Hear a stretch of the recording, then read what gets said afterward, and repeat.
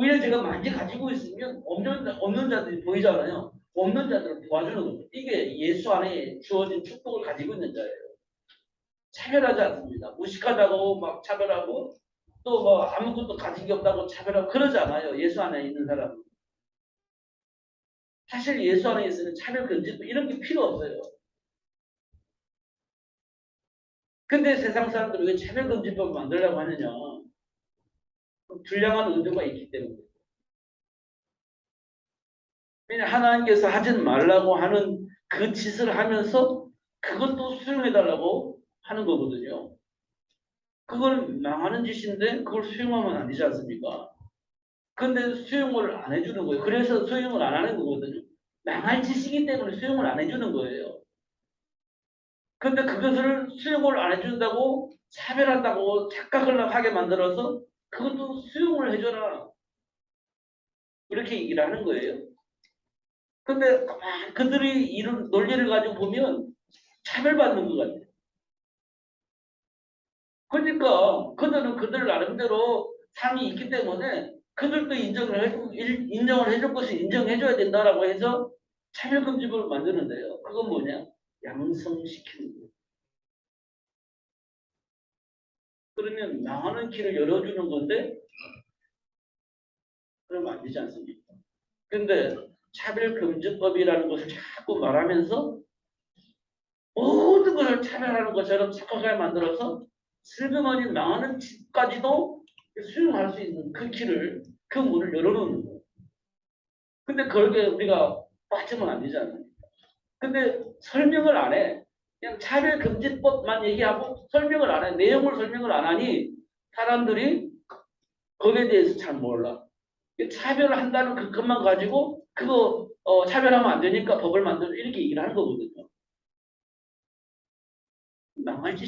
망할 짓인데 그걸 수용해달라. 그 사람들은 못 모르고 하자.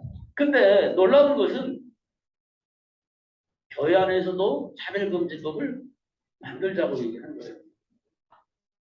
교회 안에서. 교회 안에서 차별이 없다니까요. 차별금지법을 만들 필요가 없이 차별이 없어요. 교회 안에서. 그런데 하나님께서 하지 말라고 했습니다. 그러면 가문이 망하고 후손이 망한다고 말했기 때문에 그 길을 가면 안 돼. 근데 세상 사람들은 그걸 요구를 하는 거예요. 안 돼! 라는데 그 차별금지를 한다고 해서 그 법을 없애자고 하는 거예요. 그거를 없애자고 하는 거예요. 근데 교회 안에서 그걸 주장을 하는 사람이 있어요. 참 안타까운 일입니다. 정말 안타까운 일이에요.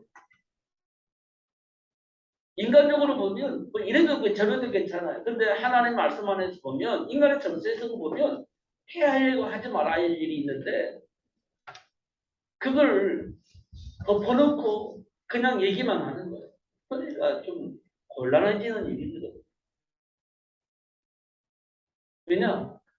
하나님을 만날 수가 없으니 철학적으로 신학적으로만 얘기를 하는 거예요.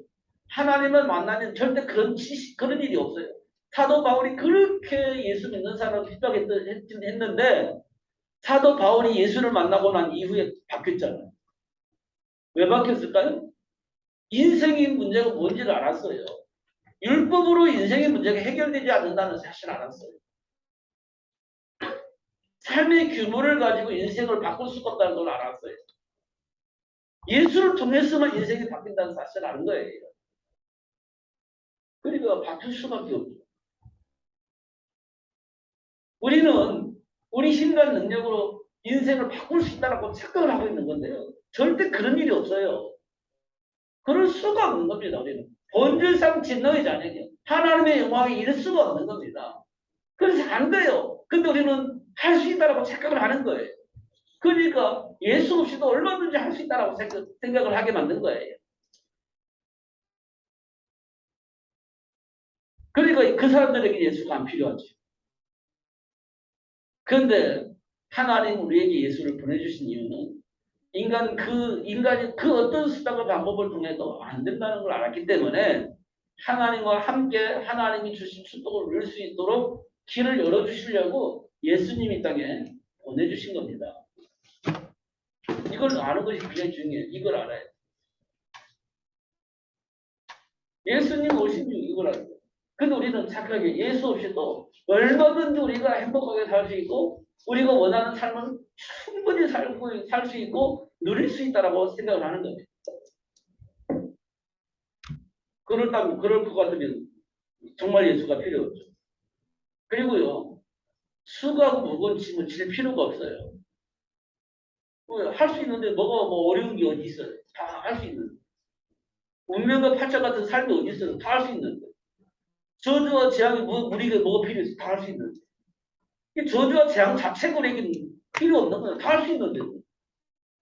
저주와 재앙 자체가 없어요. 운명과 팔자 같은 그 자체가 없어요. 왜? 다 할 수 있는데. 무엇이든지 다 할 수 있는데. 근데 왜 운명과 팔자가 있고 저주와 재앙이 있습니까? 할 수 있는 게 없기 때문에 그래요. 우리는 착각을 하는데 할 수가 없어요. 그래서 저주와 재앙이 오고 운명과 팔자가 오는 겁니다. 좀 안타까운 일입니다만, 뭐, 110몇 년 만에 우리가 폭포 쏟았다. 이게 뉴스 나와요. 그런데 500년 만에 유럽은요, 비가 안 온대요. 500년 만에 일어난 사건인데, 비가 안 온대, 유럽은. 그리고 우리나라는요, 115년 만에 폭우가 쏟아진 겁니다. 똑같은 지구 덩어리인데, 한쪽에서는 안 오던 비가 오고, 한쪽에서는 오던 비가 500년 만에 비가 안 와서 가뭄이 생기고, 이런 일이 벌어져요. 이걸 인간이 어떻게 해결해요? 해결할 수 있는 길이 있나요? 없습니다. 그리고 이 강남 쪽에 이게 좀 푹 빠졌다네요. 지금 그 토지 보면. 그러니까 그걸로 물이 고인다는 거예요. 그래서 그 물길을 만들어내야 된다. 그래서 설계를 했는데 이렇게 폭우가 쏟아질 줄 몰랐으니 그 설계를 취소를 해버린 거예요. 그러니까 이게 폭우 쏟아지니 물길을 잡아야 되는 물길이 없어. 그러니까 이제 난리가 난 거죠. 근데 금천군과 그쪽에서는요, 이게 물길을 만들어 놓은 거예요. 거기는 물난리가 없는 거예요. 근데 다 서울 수도권이 그 설계를 했었는데 다른 건 다 취소하고 거기만 남겨놨다는 거예요. 그래서 거기만 시설을 했으니 거기는 물난리가 안 나고 나머지는 물난리가 난 거예요. 이렇게 뉴스가 나왔습니다. 어쩐지 모르겠지만. 그러니까 미리 대비를 해서 준비를 할 때 난리가 안 났겠죠. 근데 인간은요, 안 되는 겁니다. 인간의 욕심과 동기는 그게 안 돼요. 그래서 난리가 나는 겁니다. 그러면 그런 현장에 있을 때 나 행복합니다. 이렇게 말할 수는 없잖아요. 그러니까 수학 무거운 짐을 지고 사는 거예요. 여기에서 벗어나려고 수많은 사람들은 막 노력을 하고 있는 거예요. 근데 못 벗어나는 거예요. 그게 운명을 발견해요. 그래서 예수님이 딴 것이고. 그래서. 왜요? 참심을 얻게 하시려고. 참심을 주고 누리게 하시려고. 그렇게 하신 겁니다. 그래서 하나님과 함께 할 수 있는 길을 말을 했는데, 그럼 우리 인간이 가지고 있는 문제를 해결해 줘야 되잖아요. 그게 뭐냐면, 하나님을 불신하면 죄의 문제입니다. 죄는 나쁜 짓을 한 것이 아니라 하나님을 향한 불신입니다. 이게 죄예요. 성경에서 말하는 것은 하나님을 향한 불신이에요. 이걸 죄라고 얘기를 합니다. 이 죄의 문제를 가지고 있으면 하나님을 만날 수가 없어요. 하나님이 길을 열어주셔도 하나님을 향해서 만날 수 있다 할지라도 이 죄의 몸을 가지고는 하나님을 만날 수가 없어요. 왜냐하면 이게 불신앙이기 때문에 하나님을 향한 불신이기 때문에 하나님 만나도 안 돼요. 만나면 죽습니다. 그럼 우리가 이 죄 문제를 해결해. 하나님을 향한 불신의 이 죄가 해결되어져야 돼요. 우리 안에 불신이 있잖아요. 잘 믿다가도 오늘 한계가 오면 불신이 오잖아요. 잘 믿다가도 한계뿐만 아니라 도대체 불가능하다는 생각이 들어오면 딱 불신이 들어오잖아요. 이게 하나님을 떠난 죄의 결과예요. 이게 우리 안에 뿌리 내려져 있는 거예요. 나도 모르게 불신이 작용이 되는 거예요. 한계가 오면, 위기가 오면 나도 모르게 이 불신의 죄가 작동되는 거예요. 그러면 이것 가지고는 하나님 만날 수가 없어요. 이 문제를 해결받아야 된다. 우리 인간이 이걸 해결할 수가 없어. 그래서 이 문제를 해결해 주려고 예수님 오신 거예요. 이 문제를 해결을 해 주시려고 예수님 오신 거예요. 그러니까 이 문제가 왔을 때 우리는요, 예수를 딱 붙잡는 거예요. 그러면 예수님이 하나님이 이걸 통과시켜 주는 거예요.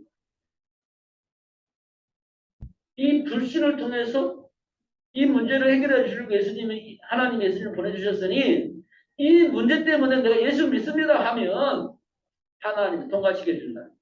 이것 때문에 예수님 오셨다는 거예요. 그렇기 때문에. 그러니까 우리가 불신이요. 순간순간 생기잖아요. 그럴 때마다 예수님이 내 안에 주인이 되어주신 걸 인정하고 예수님을 기도하는 거예요. 이것 때문에 예수님 오신 겁니다.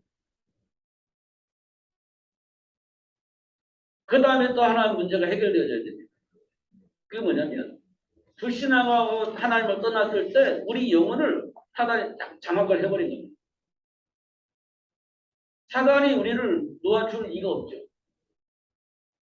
사단은 하나님을 대적하는 자인데 놓아주면 하나님을 기쁘시게 할 것이 분명하기 때문에 사단은 우리를 결코 놔주지 않아요.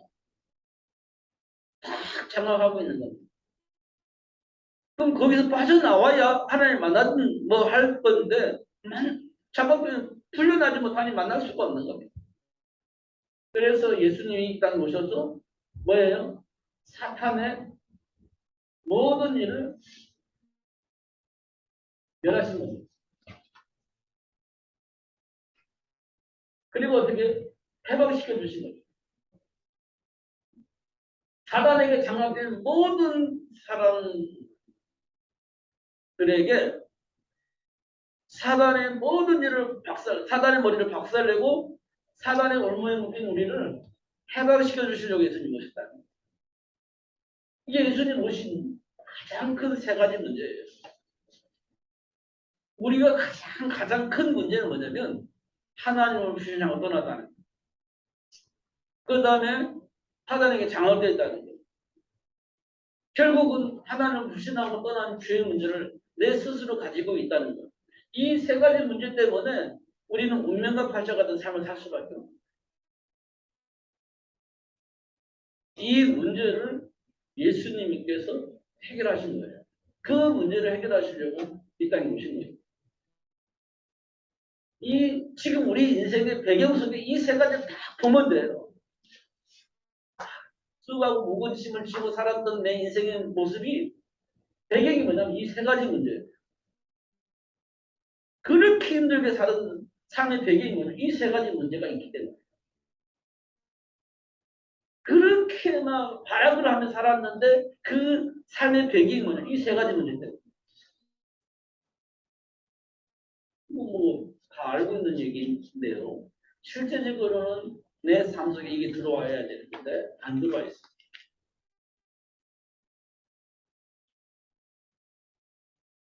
그래서 어떻게 해요? 이 문제를 해결하려고 어떻게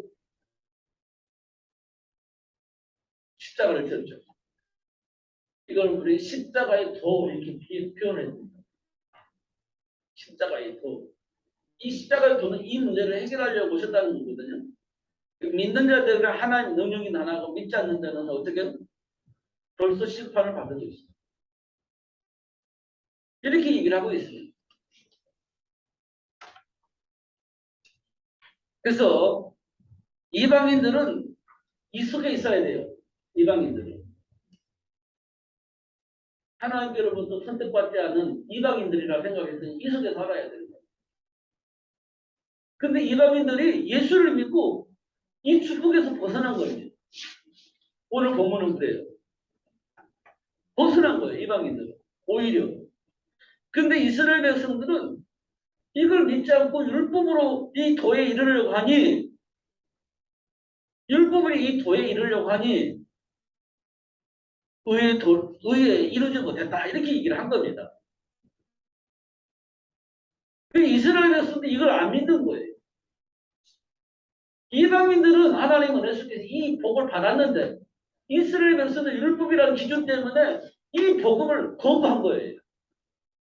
스스로 자기가 자기들이 말하고 있는 율법을 통해서 하나님의 의에 이르려고 노력을 했던 겁니다. 그런데 부딪혔다. 이렇게 되어 있어요. 부딪혔다.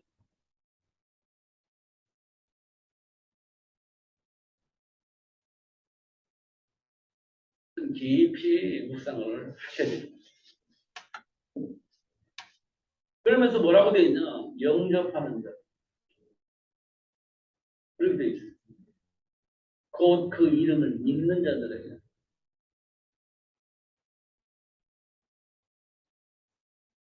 하나님의 자녀가 되는 권세를 주셔. 이 말이 저는요 기초라고 생각했는데요. 너무 중요한 거예요. 기초가 아니라 너무 중요한 거예요. 왜냐하면 생명입니다. 생명. 이게 뭐냐? 예수 생명, 예수 능력이에요. 기초가 아니고 전부입니다.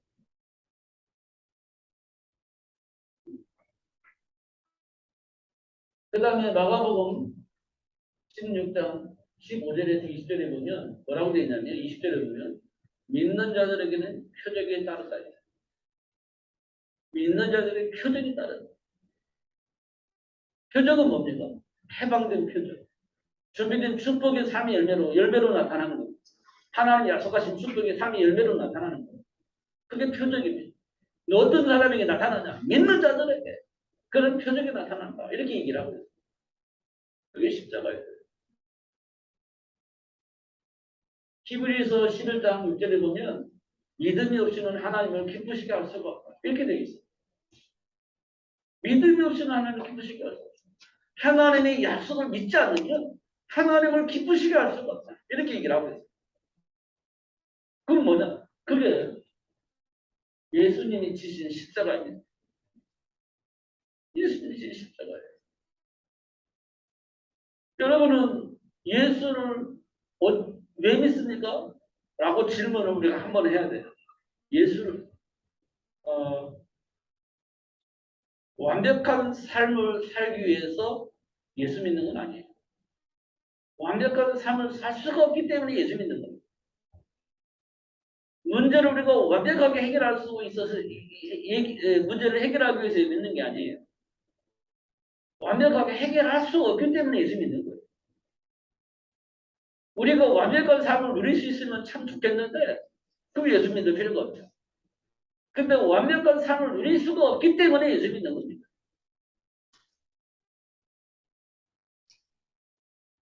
그러면 하나님이 원하시는 삶을 누릴 수 있도록 축복하시고 인도하실 것이기 때문에 예수 믿는 거죠. 우리 힘과 능력으로는 안 되어지니 하나님의 인도 속에서 역사 속에서 되어지게 하시는 그 하나님을 믿으려고 예수 믿는 겁니다. 그 축복을 누리려고 예수 믿는 겁니다. 그런데 우리는 착각을 합니다. 예수 믿으니까 완벽해야 된다고. 완벽하면 너무 좋지. 예수 믿을 필요가 없이 완벽하게 산다면 뭐 좋죠. 근데 그렇게 살 수가 없는 거예요. 사실은. 말로는 맞지만 안 되는 겁니다. 사단의 역사가 있기 때문에. 그렇기 때문에 예수 믿는 거예요. 그렇기 때문에.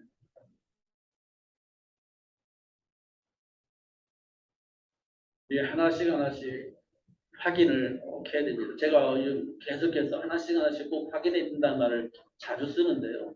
꼭 확인하셔야 됩니다. 부족함을 드러내는 것은 우리가 수치가 아니에요. 부족함은 하나님과의 관계를 회복할 수 있는 아주 중요한 축복의 통로입니다. 시작이 되는 거예요. 그것 때문에 내가 예수를 발견하고 있고, 그것 때문에 예수 안에 감춰져 있는 축복을 볼 수가 있는 거예요. 그게 창피한 일도 아니고 쪽팔리는 일도 아니에요. 그것 때문에 최고의 복을 받았어요. 우리는 그래서 하나씩 하나씩 제가 오전에 얘기했던 것처럼 언약 안에서 나를 보면 부족한 부분이 보여요. 그것 때문에 예수님이 크게 나타나는 겁니다. 뭘 채워야 할 것인지도 보여줘요. 그때 이제 기도하면서 하나님께서 채워가시는 하나님의 사를 체험할 수 있어요. 굉장히 중요한 일이에요. 다시 한번 삶 속에서 일어나는 일들의 배경에 사단이 어떻게 속이고 역사하고 있는지 볼 수 있어요. 그 문제를 해결하려고 예수님이 왜 오셨는지 이유를 알게 된다면 정말 세계 복음화라는 단어가 너무 중요하고 우리 삶의 가치인 것을 확인할 수 있어요. 그럼 저지는 누구도. 삶 속에 갈등이 일어났다. 이것 때문에 세계 복음화를 말씀하셨구나. 이 일 때문에 하나님 나를 부르셨구나. 이렇게 응답을 받아야 돼요. 갈등 속에서 끝까지 가려고 하지 말고 응답을 받아서 그 현장의 역사는 이간질하는 사단과 싸워야 됩니다. 인간과의 싸움이 아닌 사람과의 싸움이 시작되어야 돼요. 근데 우리는요, 감정이 있기 때문에 끝까지 가죠. 이제 그래서 언약 붙잡고 기도하는 사람이 이기는 겁니다. 그러면요, 어느 날 정말 하나님이 우리 기도를 들으시고 응답하시고 역사하시는 것을 확인할 수 있어요. 그래야 증인이 되는 겁니다. 야, 정말 너란 문제구나, 이 땅 문제가. 와, 이 땅의 문제가 사단에게 잘못된 문제구나. 이것이 분명해져야 예수가 그리스도야 이렇게 말할 수 있는 일이 벌어지는 겁니다. 근데 내가 그걸 확인 안 못했어. 그건 말을 못해요.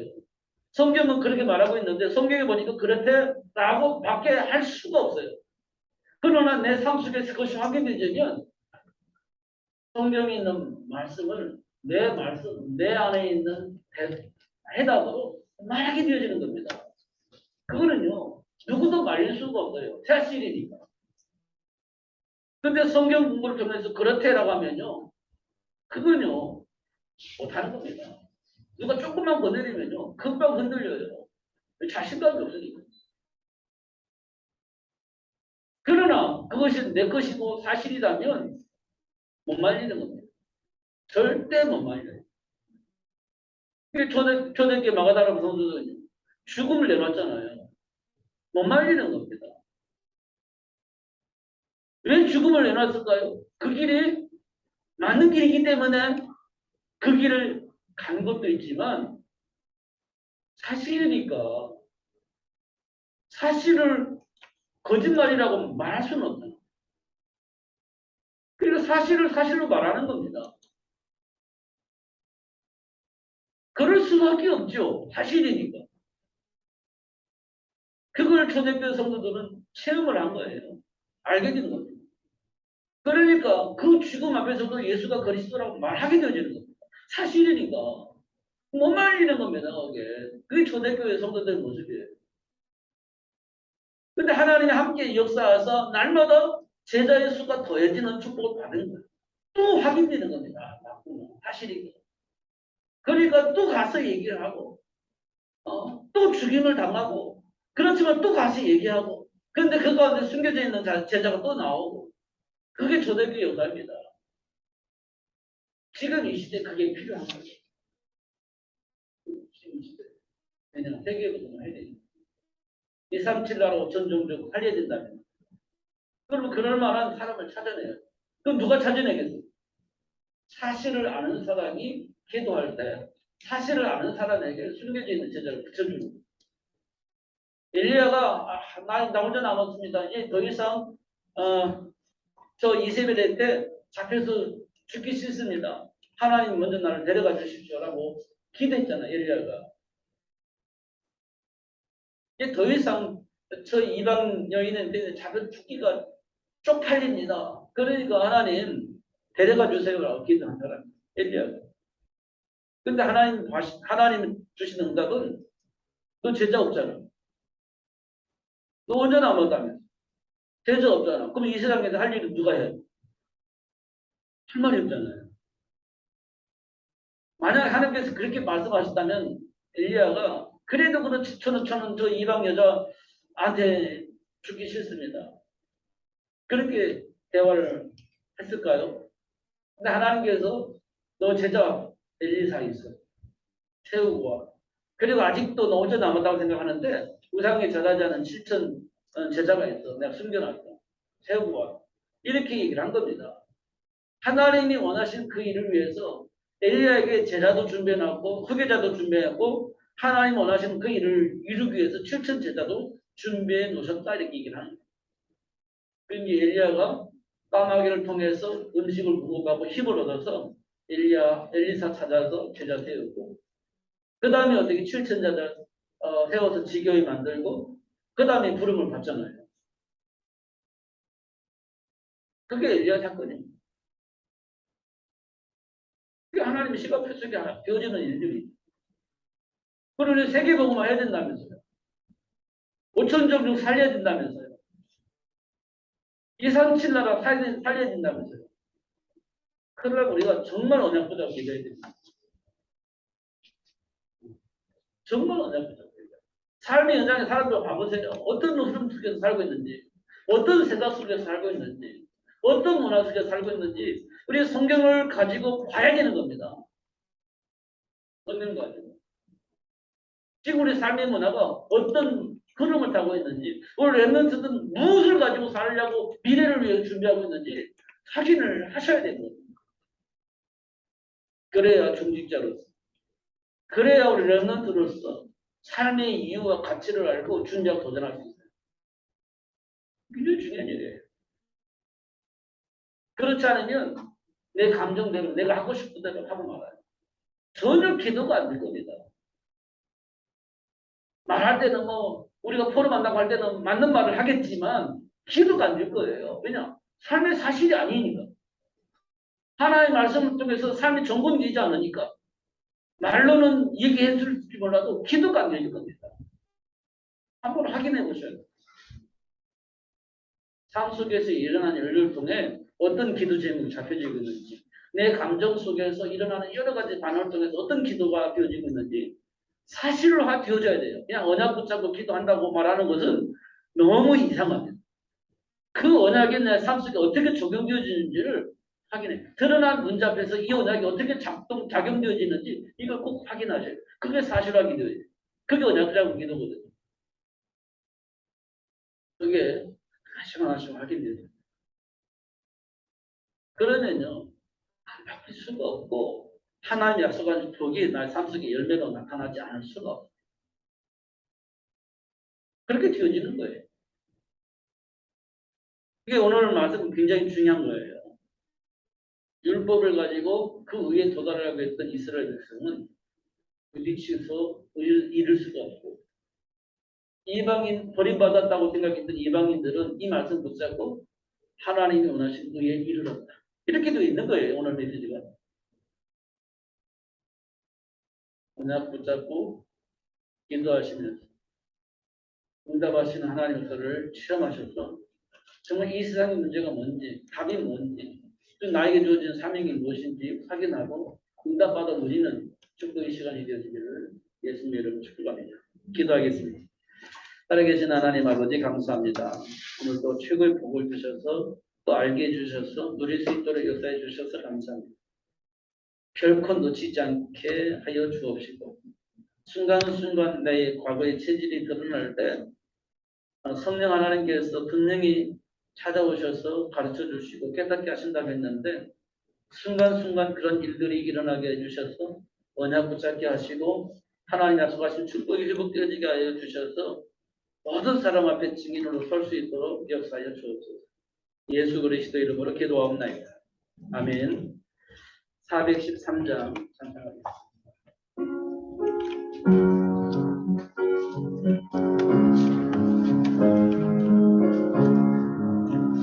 내 평생에 가는 길 순탄하여 늘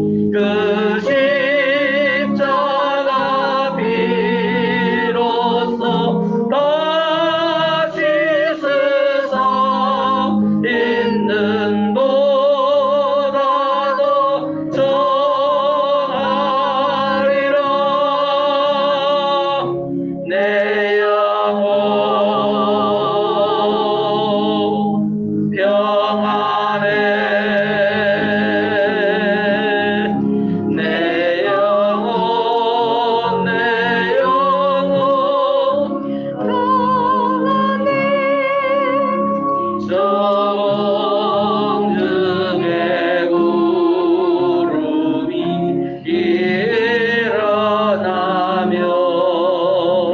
큰 나팔이 울릴 때에 주 오셔서 세상을 심판해도 나의 영혼은 겁없으리. 내 영혼 평안해.